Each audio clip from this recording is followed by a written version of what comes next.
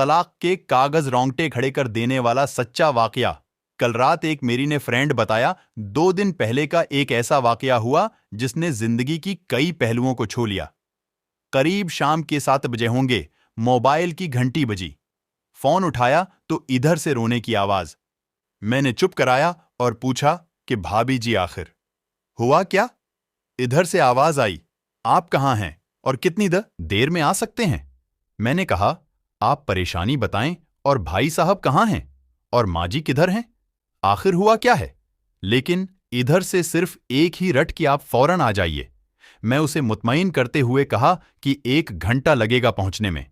जैसे तेज घबराहट में पहुंचा, देखा कि भाई साहब जो हमारे जज दोस्त हैं सामने बैठे हुए हैं। भाभी जी रोना चीख ना कर रही हैं।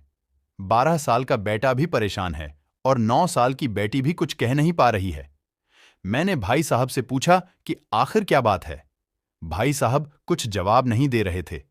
फिर भाभी जी ने कहा, ये देखिए तलाक के कागजात कोर्ट से तैयार कराकर लाए हैं, मुझे तलाक देना चाहते हैं। मैंने पूछा, ये कैसे हो सकता है?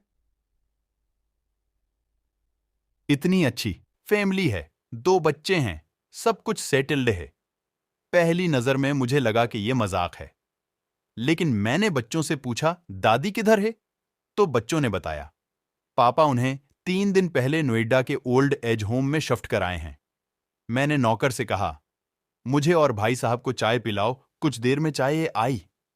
भाई साहब को मैंने बहुत कोशिश की चाय पिलाने की, मगर उन्होंने नहीं पिया और कुछ ही देर में वो मासूम बच्चे की तरह फूट फूट कर रोने लगे और बोले, मैंने 3 दिनों से कुछ भी नहीं खाया है। मैं अपनी 61 साल की मां को कुछ लोगों के हवाले करके आया हूं। पिछले साल से मेरे घर में मां के लिए इतनी मुसीबतें हो गईं कि बीवी ने कसम खा ली कि मैं मां जी का ध्यान नहीं रख सकती। न तो ये उनसे बात करते थे। रोज मेरे कोर्ट से आने के बाद मां बहुत रोती थी। नौकर तक भी उनसे खराब तरह से पेश आते थे और अपनी मनमानी करते थे।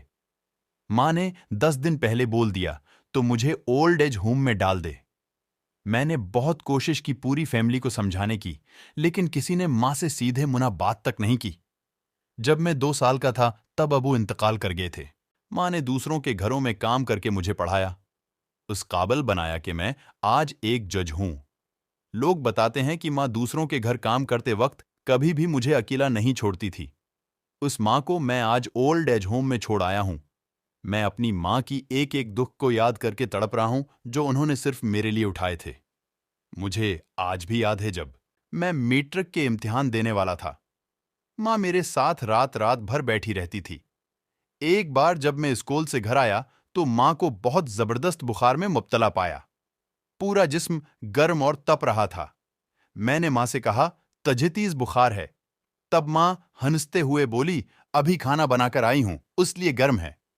लोगों से आधार मांगकर मुझे यूनिवर्सिटी से LLB तक पढ़ाया। मुझे ट्यूशन तक नहीं पढ़ाने देती थी, कहीं मेरा वक्त बर्बाद ना हो जाए।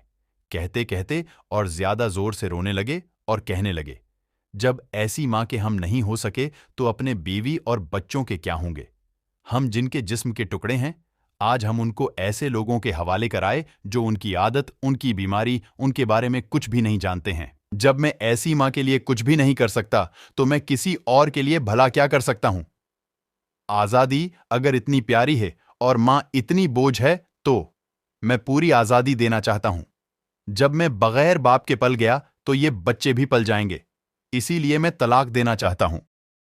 सारी प्रॉपर्टी में इन लोगों के हवाले करके उस ओल्ड एज होम में रहूंगा।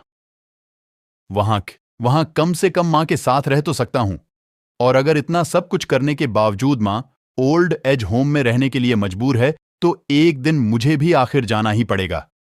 मां के साथ रहते रहते आदत भी हो जाएगी। मां की तरह तकलीफ तो नहीं होगी। जितना बोलते उससे भी ज्यादा रो रहे थे।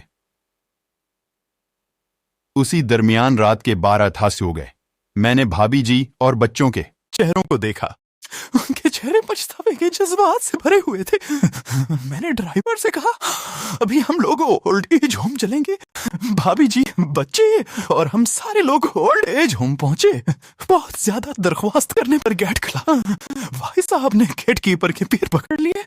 बोले, मेरी माँ है, मैं उसे लेने आया हूँ। किधर ने पूछा, क्या करते हो साहब? भाई साहब ने कहा, मैं एक जज हूं। इस चौकीदार ने कहा, जहां सारे सबूत सामने हैं, तब तो आप अपनी मां के साथ इंसाफ नहीं कर पाए। औरों के साथ क्या इंसाफ करते होंगे साहब? इतना कहकर हम लोगों को वहीं रोककर वो अंदर चला गया। अंदर से एक औरत आई जो वार्डन थी।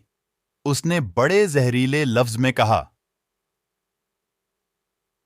2 बजे रात को आप लोग ले जाके कहीं उसे मार दें तो मैं अल्लाह को क्या जवाब दूंगी? मैंने वार्डन से कहा, बहन, आप यकीन कीजिए, ये लोग बहुत पिछतावे में जी रहे हैं। आखिर में किसी तरह उनके कमरे में ले गई। कमरे का जो नजारा था उसे लफ्जों में बयान करना मुश्किल है। सिर्फ एक फोटो जिसमें पूरी फैमिली है, वो भी मां के बगल में जैसे बच्चे को सूला रखा है। मुझे देखी तो उसे लगा कहीं बात ना खुल जाए, लेकिन जब मैंने कहा कि हम लोग आपको लेने आए हैं, तो पूरी फैमिली एक दूसरे से लपट कर रोने लगी।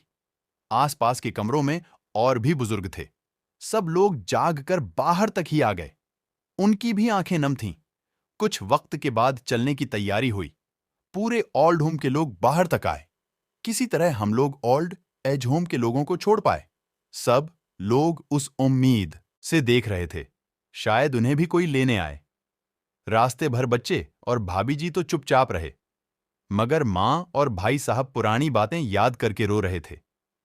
घर आते आते करीब 3:45 हो गए। भाभी जी भी अपनी खुशी की चाबी कहाँ है ये समझ गई थीं। मैं भी चल दिया, लेकिन रास्ते भर वह सारी बातें और नजारे आंखों में घूमते रहे। मां सिर्फ मां है, आंसू मरने से पहले न मारें। मां हमारी ताकत है, उसे कमजोर नहीं होने दें। अगर वो कमजोर हो गई तो सकाफत की रेड़ कमजोर हो जाएगी। और बना रेड़ का माशरा कैसा होता है, ये किसी से छिपा हुआ नहीं है।